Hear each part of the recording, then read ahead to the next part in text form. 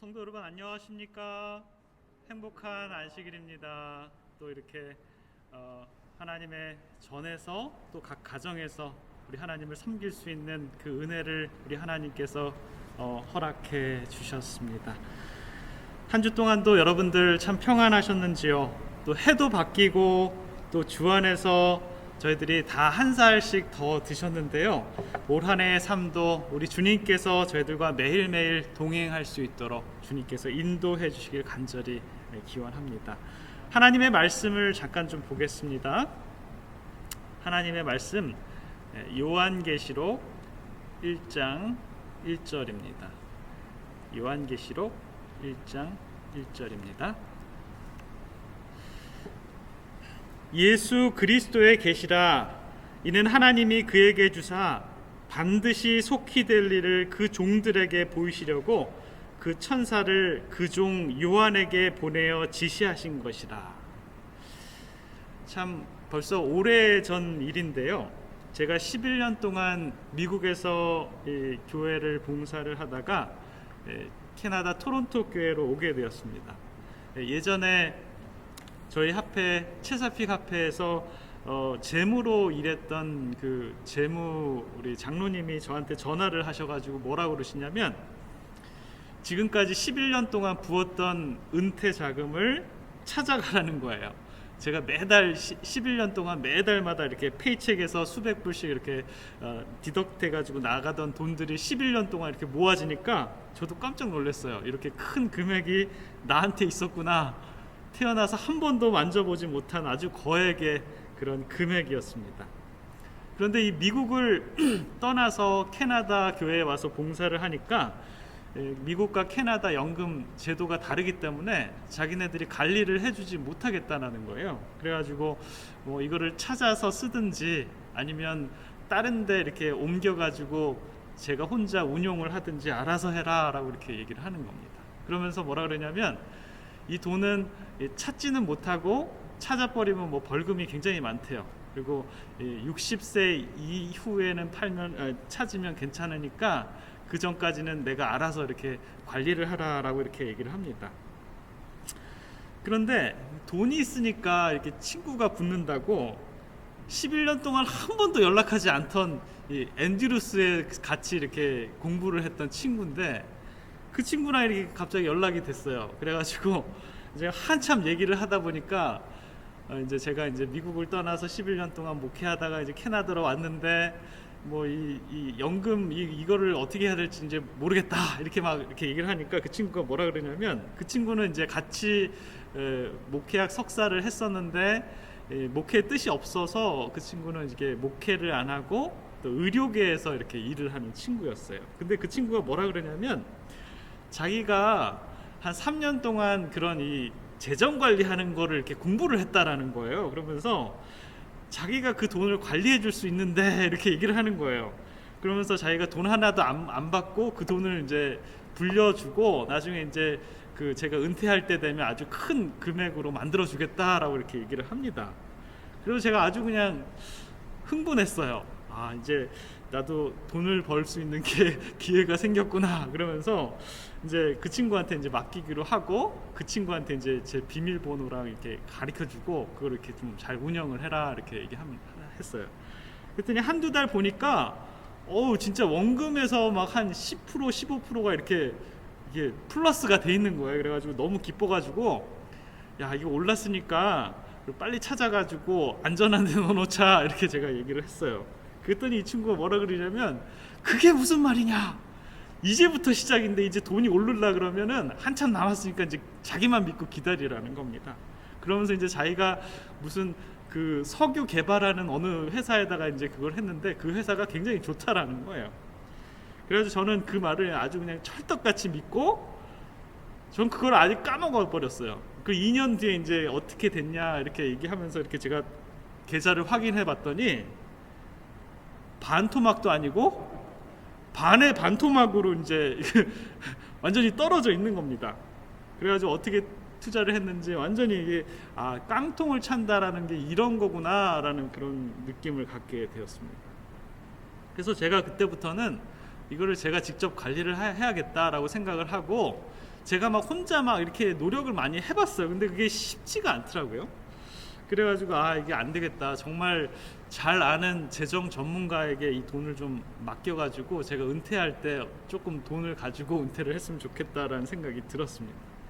그래서 며칠을 제가 인터넷을 찾아가지고 아주 좋은 재정 관리하는 전문가를 한 명 찾았는데, 제가 그 사람을 좀 연구를 해보니까 15년 동안 이 월스트리트에서 이렇게 재직을 했고요. 굉장히 성공적으로 수익률을 잘 내가지고, 자기가 너무 수익률이 좋으니까 이렇게 친구들이 너 거기서 일하지 말고 와서 회사를 차리자, 그래서 몇 명이 같이 차렸는데 굉장히 이제 수익률이 좋은 거예요. 그래가지고 제가 속는 셈 치고 그냥 한 1년을 연회비를 뭐 한 40불인가 주고 그 사람한테 이제 맡겼어요. 1년 동안 제가 이렇게 점검을 해보니까 정말 정직하고 정말 전문가답게 그 사람들의 말대로 하면 정말 이렇게 수익률이 이렇게 점점 자라나는 것을 제가 보게 됐습니다. 제가 그리고 난 다음에 1년 후에 완전히 제 이제 리타이어 금액을 다 맡겨가지고 그 사람한테 이제 관리를 하게 했는데, 하루가 다르게 정말 안정적으로 이렇게 수입이 막 증가가 되는 거예요. 그러면서 예전에 잃었던 반의 반토막 났던 그것이 한 2년 지나니까 이제 어느 정도 원금을 찾았고, 또 그 후에 보니까 꽤 많은 그런 수익률을 내게 되었습니다. 제가 이 일을 겪으면서 뭘 해도 정말 그 분야에 잘하는 전문가에게 맡겨야 되겠다라는 것들을 굉장히 중요하게 느끼게 되었습니다. 사랑하는 성도 여러분, 올 한 해가 2021년이 밝았습니다. 저와 여러분들의 운명을 여러분들은 누구에게 맡기시겠습니까? 올 한 해 정말 우리의 주인이신 예수 그리스도께 정말 맡기신다면 올 한 해의 생애도 우리 주님께서 우리를 책임지실 것입니다. 우리들의 앞날을 가장 잘 아시는 분, 그분이 바로 우리들의 길이요 진리요 생명이신 분이십니다. 오늘의 말씀을 보면 우리들의 운명을 맡기기에도 충분하신 예수 그리스도의 계시가 들어있는 요한계시록에 있는 말씀인데요. 많은 그런 이 성경의 역본들의 이 성경의 마지막 책을 보통 이 요한계시록이다라고 이렇게 얘기를 합니다. 여러분, 옛날의 흠정력을 가지고 계신 분들은 아마 그 요한계시록 대신에 거룩한 사람 성 요한의 계시라는 글로 쓰여진 그런 책도 있고요. 이 책의 저자는 이 요한인데요, 12명의 예수님의 사도 가운데서 가장 마지막까지 살았던 제자. 실제로 그는 순교를 당하지 않고 반모섬에서 자연사를 했습니다. 그는 제자들 중에서 이 노년으로 죽은 유일한 사람이기도 하고요. 그가 박해를 받지 않아서 순교를 하지 않은 것이 아니라 하나님의 뜻이 있었기 때문이 아닌가라는 생각이 듭니다. 로마 제국에서는 그를 죽이려고 여러 번들의 시도가 있었습니다. 역사의 기록에 보면 그를 죽이려고 여러 번 시도를 했지만 실패했다라고 이렇게 얘기합니다. 그리스도를 미워한 이 도미시안이라는 사람이 있었는데요. 그 로마의 황제가 이 요한을 싫어해가지고 끓는 기름가마에 거기 집어넣으려고 했었다라고 이렇게 얘기합니다. 그렇게 이렇게 이 요한을 죽이려고 했지만 결국은 실패를 하고 결국에는 반모섬으로 유배를 보내게 됩니다. 하루는 그 섬에서 요한은 하나님의 계시를 받게 된 그 글이 바로 이 요한계시록이죠. 요한계시록 1장 1절을 제가 다시 읽겠습니다. 예수 그리스도의 계시라, 이는 하나님이 그에게 주사 반드시 속히 될 일을 그 종들에게 보이시려고 그 천사를 그 종 요한에게 보내어 지시하신 것이라 라고 이렇게 얘기합니다. 누구의 계시라고요? 예수 그리스도의 계시다 라고 이렇게 얘기합니다. 자, 이 책을 계시한 분은 바로 예수님이시다라고 이렇게 얘기합니다. 우리들의 운명을 맡기기에도 충분하신 분, 그분이 바로 요한계시록의 주인공이다라고 이렇게 얘기합니다. 뭐 용이나 우리가 요한계시록 하면 보통 어떤 분들은 용이나 사단, 뭐 적그리스도에 대해서 이렇게 얘기하지만 요한계시록의 주인공은 누구다고요? 예수님이다라고 이렇게 얘기합니다. 저와 여러분들을 하늘로 인도해 주실 분, 그분을 써놓은 글이 바로 요한의 계시록이다라는 것입니다. 자, 그리고 언제 이 책의 일들이 일어날 것이다라고 얘기합니까? 요한계시록 1장 1절에 보면 그 예언에는 속히 일어난다라고 이렇게 얘기합니다. 곧 일어날 것이다라고 이렇게 우리들에게 얘기하고 있는 것이죠. 우리는 하나님의 보좌 안으로 곧장 인도해주는 그러한 장면이 있는데요, 요한계시록 5장에 보면 우리는 그것을 더 분명하게 알 수 있습니다. 하나님의 보좌가 보이고 그곳에 24장로가 있고요, 하나님의 7영이 등장하는 그 이 하나님의 보좌가 담긴 곳, 여기에 보면 여러 가지 것들이 있는데요, 요한계시록 5장 1절을 좀 살펴보겠습니다. 자, 내가 보매 보좌에 앉으신 이의 오른손에 책이 있으니 안팎으로 썼고 7인으로 봉하였더라. 이 첫 번째는 이 두루마기에 7개의 인이 있다라고 이렇게 얘기합니다. 여러분 지금 사진으로 보이시는 이 두루마기가 있는데 그 두루마기를 몇 겹으로 쌓았다라는 것이에요? 7겹으로 쌓았다라고 이렇게 얘기합니다. 여러분 그 선물을 받으시면 포장지 하나 풀면 또 하나의 포장지가 있고 또 하나의 포장지가 있고 그런 거 있죠. 그런 것처럼 이 글을 아주 꼼꼼하게 인으로 묶어놨다라고 이렇게 얘기합니다. 요한계시록에 보면 이 7이라는 숫자가 많이 등장하는데요, 요한계시록 1장에는 7 촛대가 나오고요, 2장과 3장에는 7 교회가 등장을 합니다. 이어서 7 재앙, 7 나팔, 7 천사, 7 머리, 7 면류관 하면서 각각 다른 종류의 7 그룹이 등장하는데, 이 7이라는 수는 성경에서는 완전의 수를 상징합니다. 완전을 뜻하기 때문에 언제든지 성경의 예언의 숫자가 7을 보시면 일반적으로 완전하다라고 이렇게 우리는 생각을 하면 됩니다. 하나님의 보좌에도 한 권의 책이 있는데 그 책을 완전하게 7인으로 봉했다라고 이렇게 얘기를 합니다. 자, 2절에 보면요, 또 봄에 힘 있는 천사가 큰 음성으로 외치기를 누가 책을 펴며 그 인을 떼기에 합당하냐 하니 라고 이렇게 얘기합니다. 자, 그 한 권의 책을 봉한 그 7인을 뚝 떼기에 누가 합당합니까? 완전히 쌓여진 그 책, 7인으로 봉함된 그 책을 펴기에 누가 합당할까요? 그런데 요한계시록 5장 3절에는 이런 말을 하고 있습니다. 하늘 위에나 땅 위에나 땅 아래에 능히 책을 펴거나 보거나 할 리가 없더라 라고 합니다. 자, 그 인을 떼기 합당하신 분이 있어요? 없어요? 없다라고 말을 합니다. 아무도 없습니다. 하늘에나 땅에나 어디에서도 찾아볼 수 없고 어느 누구도 떼지 못한다라고 이렇게 얘기합니다. 4절에 보면요, 이 책을 펴거나 보거나 하기에 합당한 자가 보이지 않기로 누가요? 요한이 내가 크게 울었더니 라고 이렇게 얘기합니다. 자, 요한이 지금 요한계시록에 그 계시를 보고 있는 상황에서 한 책이 딱 등장을 하는데 그 책을 7인으로 봉해져 있고 그거를 뗄 사람이 아무도 없다고 하니까 이 요한이, 나이가 굉장히 많이 든 요한이요, 그 자리에서 엉엉 우는 것을 보게 됩니다.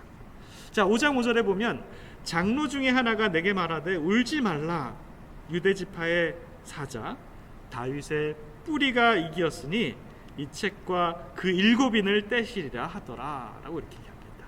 자, 드디어 그 7인을 뗄 수 있는 사람, 그 주인공이 등장합니까? 네, 등장했어요. 그 주인공이 누구예요? 바로 유대 지파의 사자 다윗의 뿌리인 저와 여러분들의 주인인 누구예요? 예수 그리스도께서 바로 그 인을 떼시겠다라고 이렇게 얘기를 합니다.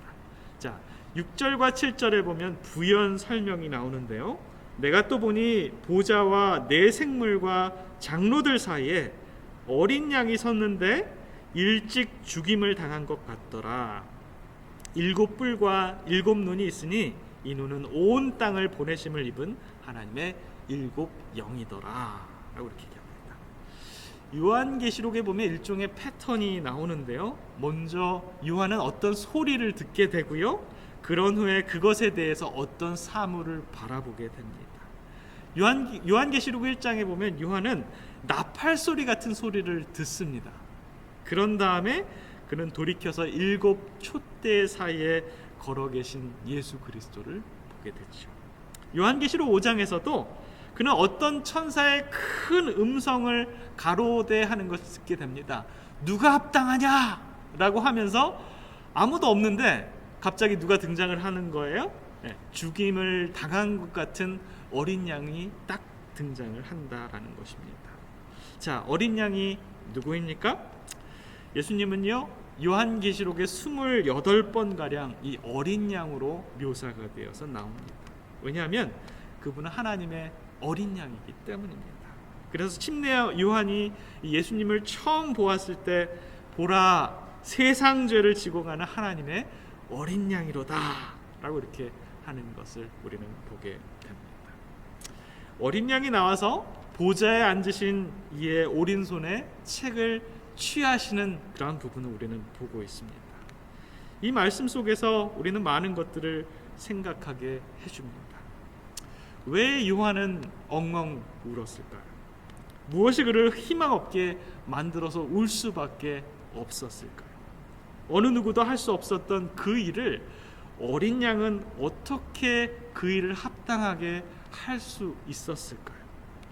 요한계시록에서는 왜 우리는 예수님을 죽임당한 이 어린 양처럼 이렇게 보는 것일까요? 이런 일들을 생각해 보면서 이 다음과 같은 이야기가 이것을 설명할 수 있는 것 같습니다. 린다라는 이 여인이 있었는데요. 이 여인이 이제 해외 여행을 가기 위해서 이 여권을 이제 갱신하기 위해서 이 네브라스카 주정부로부터 어떤 출생 신고서를 받는 그런 우편을 기다리고 있었습니다. 마침 그 우편함을 열어보니까 봉투가 있어서 그거를 이렇게 딱 뜯어봤어요. 그 봉투 안에 출생 신고서 사본의 맨 위에 뭐라고 딱 쓰여 있냐면요, 입양 출생 신고서라는 글자가 쓰여 있는 것입니다. 린다는 자신이 42년을 살면서 자신이 입양되었다라는 사실에 굉장히 큰 충격을 받게 되었습니다. 자신의 부모님은 이미 돌아가셨는데 자기한테 4명의 자녀를 가질 때까지 자기의 출신 신분을 알지 못하고 굉장히 큰 충격에 빠지게 됩니다. 그래서 그는 자기를 잘 아는 삼촌한테 전화를 했습니다. 삼촌, 제가 주정부로부터 이렇게 편지를 하나 받았는데 거기에 입양 출생 신고서라고 되어 있는데 혹시 우리 부모님이 나를 낳으신 게 아니고 내가 입양되었어요? 라고 이렇게 물어봤습니다. 삼촌은 그 얘기를 듣더니 아무 얘기를 못 하십니다. 그러면서 곰곰이 생각을 하다가 얘기를 합니다. 그래 린다야, 내 부모님이 절대로 이 사실에 대해서 알리지 말라고 했는데 어차피 너가 알게 되었으니 내가 말해줄게. 그게 사실이란다. 너가 입양되었어. 이 전화를 끊으면서 린다는 숨을 쉴 수가 없었습니다. 너무나 충격적이었기 때문에 자기 언니에게 전화를 했어요. 조앤, 지금 나랑 통화할 수 있어? 그랬더니 조앤이 얘기를 합니다. 그래, 목소리가 별로 좋지 않은데 무슨 일 있니? 나 별로 좋지 않아. 언니, 내가 언니한테 꼭 물어볼 게 있어. 언니와 내가 친자매가 아니야? 엄마 아빠가 나를 입양한 게 사실이야? 라고 물었어요. 그 얘기를 듣던 언니 조앤은 생각에 잠깁니다. 그러면서 이렇게 얘기합니다. 린다야, 잘 들어. 엄마 아빠는 절대로 너에게 이걸 알려주기를 원하지 않았지만 그것이 사실이야. 너가 굉장히 어렸을 때 엄마 아빠는 너를 입양했단다. 그 전화를 끊고 린다는 굉장히 시리에 빠집니다. 굉장히 충격에 빠집니다. 방 안에 들어가서 몇 날 며칠을 밥도 먹지 않고 잠도 잘 수가 없었습니다. 그때 남편이 들어와서 이런 얘기를 합니다. 린다, 이것이 당신에게 얼마나 힘든 일인지 나는 내가 상상할 수가 없어요. 그러나 도움이 된다면 당신의 진짜 부모를 한번 찾아보는 것이 어때요? 린다는 그 얘기를 듣고 동의를 하지 않았습니다. 마이크, 모든 것이 동화 속의 이야기는 아닌 것 같아요. 내 엄마는 한 번도 나를 찾은 적이 없는데 나를 찾아도 나를 원치 않을 거예요 라고 이렇게 얘기를 합니다. 그때 마이크 남편이 이런 얘기를 합니다. 나도 알아요. 하지만 이렇게 한번 생각해 봐요. 당신이 기분이 더 나빠질 것은 없잖아요. 그리고 우리는 가정도 꾸리고 내 자녀들도 있고요. 한번 진짜 실제 부모가 어떤 부모인지 한번 찾아보는 게 어때요? 라고 해서 둘은 동의를 해서 지역 신문에 광고를 냅니다. 이런 광고를 냈어요. 제 이름은 린다이고 1950년 7월 8일 오마하에서 지니와 워렌 사이에 태어났으며 입양되었습니다. 나의 양부모님은 돌아가셨습니다. 나는 어떠한 문제도 일으키고 싶진 않습니다. 다만 실제 부모에 대한 정보나 만남의 가능성을 찾고 있습니다. 라고 이렇게 얘기를 합니다. 그는 며칠을 곰곰이 생각을 해봤습니다. 나는 누구일까?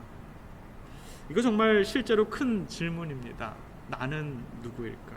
나는 어디에서 속하였을까? 나의 존재와 나의 삶의 의미는 과연 무엇일까? 많은 사람들이 이런 질문에 직면합니다. 그리고 아직 여러분들이 그런 질문에 직면하지 않았다면 언젠가 우리들은 그런 생각을 해보게 되기도 할 것입니다. 아마도 이러한 종류의 질문을 우리가 대답하기 위해서 이 대답을 아마 누가복음에서 발견할 수 있지도 않을까라는 생각이 듭니다. 누가복음 23장 32절과 33절입니다.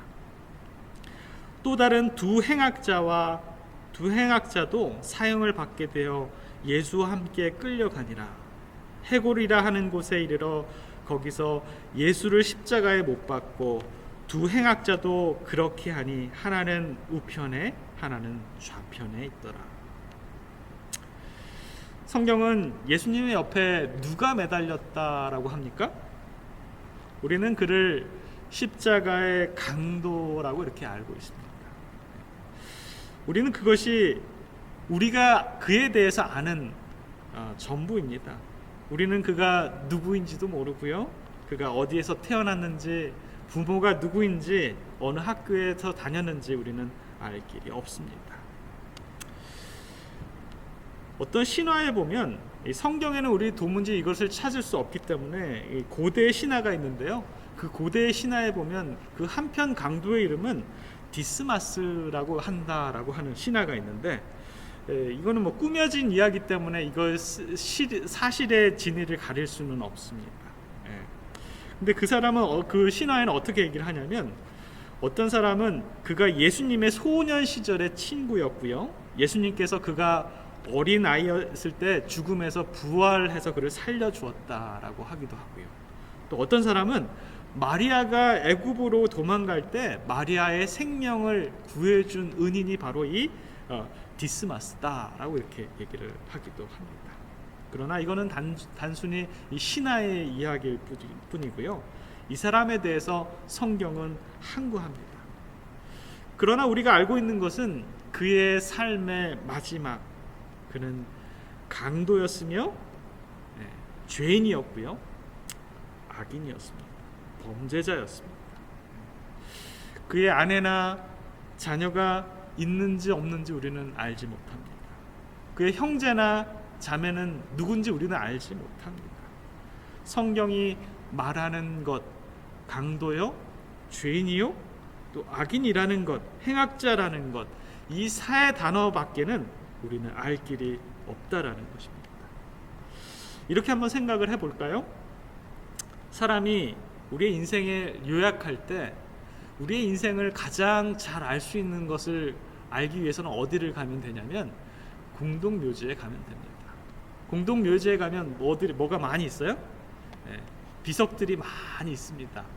그러면서 그 비석들에는 그 사람 평생 70, 80, 90년을 살다가 죽은 그 운명에 대해서 한 구절로 이렇게 쓰여 있어요. 이 사람은 어떤 사람이다 라고요. 그런데 참 아이러니한 건 뭐냐면 우리는 그 비문을 읽을 수도 없고요, 우리의 양력을 볼 수도 없다라는 것입니다. 마태는 이 사람을 도둑이다라고 말을 했고요, 마가는 이 사람을 범죄자라고 이렇게 얘기를 합니다. 누가는 이 사람을 죄인이다라고 이렇게 얘기했습니다. 그가 한때 좋은 아빠였는지 우리는 모릅니다. 그가 범죄의 삶을 일으키기 전에 아주 굉장히 좋은 사람이었는지 우리는 알 길이 없습니다. 왜냐하면 그의 과거의 삶은 우리는 전혀 모르기 때문이에요. 그러나 그의 마지막 삶은 죄인이고 악인이고 행악자다라는 것입니다. 그는 죄인이고 악인이고 범죄자고 행악자이기 때문에 이 유대인의 제사장들이 예수님을 굉장히 수치스럽게 만들기 위해서 십자가의 양편에 그 죄인들을 달아 맸다라는 것입니다. 이 사람이 너무 무가치했기 때문에 이 사람은 예수님 옆에 달려야만 했기 때문에 그 수치심이 더해질 수 있었다라는 것입니다. 우리는 이제 우리 자신에게 한번 질문을 해보고 싶습니다. 저와 여러분들은 누구입니까? 저와 여러분들은 어쩌면 조금의 차이는 있겠지만 우리들도 똑같은 그런 죄인이다라는 것이죠. 왜냐하면 이 세상에 살았던 모든 사람들은 하나님께 죄를 지었고요, 그 결말은 결국 사망이기 때문입니다. 죄의 싹은 사망이다라는 것입니다. 얼마 전까지만 해도 이 한편의 강도는 아마 굉장히 씨름을 많이 했을 겁니다. 뭐에 대해서 씨름을 많이 했을까요? 자신의 이 형량에 따라서 씨름을 많이 했어요. 다른 사람들은 이 사람이 살인을 저지르고 악한 일을 많이 했기 때문에 사형이다 라고 하지만 이 사람은 자기 스스로 많은 변호를 했을 겁니다. 나는 그거를 하지 않았다, 나는 이것에 대해서 부인을 하면서 나는 죄가 없다 라고 이 로마의 군병과 자신과의 싸움을 했을 겁니다. 그러나 이 십자가의 상에서 그는 또 다른 씨름을 하고 있습니다. 그의 씨름, 확신에 대한 씨름입니다. 십자가 위에 있는 그 사람이 진짜 하나님의 아들이라는 확신과의 씨름에 그는 매여 있다라는 것입니다. 그는 하나님께서 그의 삶을 진정으로 바꿀 수 있다는 확신과의 씨름을 하고 있다라는 것입니다. 사람들은 말합니다. 예수님을 향해서 내가 만일 하나님의 아들이어든 너는 십자가에서 내려오라. 내가 만일 하나님의 택하신 자이건을, 그리스도건을 자기 먼저 구원해라 라고 하면서 예수님을 아주 처절하게 이렇게 물어붙이는 그런 모습들을 보게 됩니다. 그러나 그 한편 강도는요, 시도의 소망 749페이지에 보면 이런 말씀을 하고 있습니다. 십자가 위에서 고통당하는 예수님께 한 줄기 위안의 빛이 비추었다. 그것은 회개하는 강도의 기도였다. 예수님과 같이 십자가에 못 박힌 두 강도는 처음에는 다 예수님을 모욕하였고 그 중에 한 사람은 고통으로 인하여 더욱더 자포자기하는 그러한 반항적이 되었다. 그러나 그의 동료는 그렇지 않았다. 이 사람은 무정한 죄수가 아니었다. 그는 전에 예수님을 보았고 그분의 말씀을 들었다. 그리고 그분의 가르침을 듣고 죄를 깨달았으나 제사장과 관원들 때문에 예수님에게서 돌아서고 말았다. 누구 때문에 돌아섰다라는 거예요? 제사장과 관원들 때문에 예수님을 돌아섰다라고 이렇게 얘기합니다. 그러나 이 십자가에서 보여준 이 예수님의 태도를 바라보면서 그는 변화했다라고 말합니다. 마지막 구절에 보면 그는 예수님의 거룩한 태도와 당신을 괴롭히는 사람들에게 동정을 나타내시고 영소를 베푸시는 거룩한 모습을 주목하여 보았다. 그는 많은 위대한 종교가들이 주 예수께 조소와 멸시의 말을 던지는 것을 십자가 위에서 바라보았다라고 이렇게 얘기합니다. 이 십자가의 한평 강도, 외면적으로 보이기에는 예수님을 가장 수치스럽게 만들 수 있는 가장 흉악한 범죄자의 모습을 하고 있지만, 그는 뭔가를 깨닫고 되돌아가려고 하는, 자기 자신을 다시 보려고 하는 그러한 순간이 있었다라는 것입니다. 누가복음 23장 42절에 보면 이런 말씀이 있습니다. 가로되 예수여 당신의 나라에 임하실 때 나를 생각하소서 하니. 이 십자가 강도는요, 다른 편 강도에게 이렇게 얘기를 합니다. 우리는 우리의 행한 일에 상당한 보응을 받을 것이니 이에 당연할거니와 이 사람의 행한 것은 옳지 않은 것이 없다라고 이렇게 예수님을 변호하는 그러한 모습을 보게 됩니다. 여러분들도 아시듯이 광야에서 사단은 예수님께 왕국을 얻을 수 있는 지름길을 이렇게 가지고 시험을 하게 됩니다. 마태복음 4장 9절에 보면 가로되 만일 내게 엎드려 경배하면 이 모든 것을 내게 주리라 라고 합니다. 물론 예수님은 거절합니다. 이 십자가 상에서 예수님을 바라보고 있는 이 사단은요, 아마 이렇게 조롱합니다.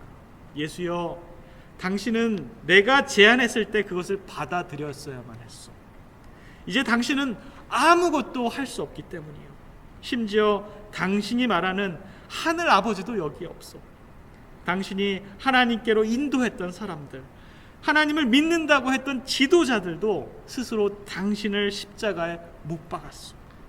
당신은 모든 것을 잃어버렸고 결국은 내가 이겼어 라고 사단은 말을 합니다. 그러나 예수님의 입장에서는 오직 한 가지 빛이 있었는데, 십자가 위에서 고통당하시는 예수님의 한 줄기의 빛은 바로 한편 강도였다라는 것입니다.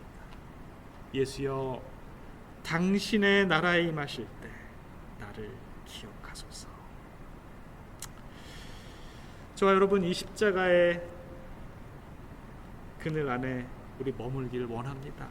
사랑하는 성도 여러분, 우리의 마음의 눈으로 십자가에서 피 흘리시는 예수님을 바라보시기 바랍니다.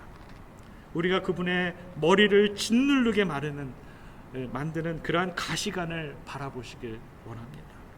그분의 손과 발과 옆구리에서 흘러내리는 이 핏방울을 여러분 기억하시길 바랍니다. 예수님의 십자가 아래 서서 어떻게 우리가 죄를 미워하지 않을 수 있겠습니까? 어쩌면 내 자존심이 그분의 손이 못이 되었고요, 내 불신이 그분의 옆구리의 창이 되어 나의 죄악이 그분의 가시 면류관이 되었습니다.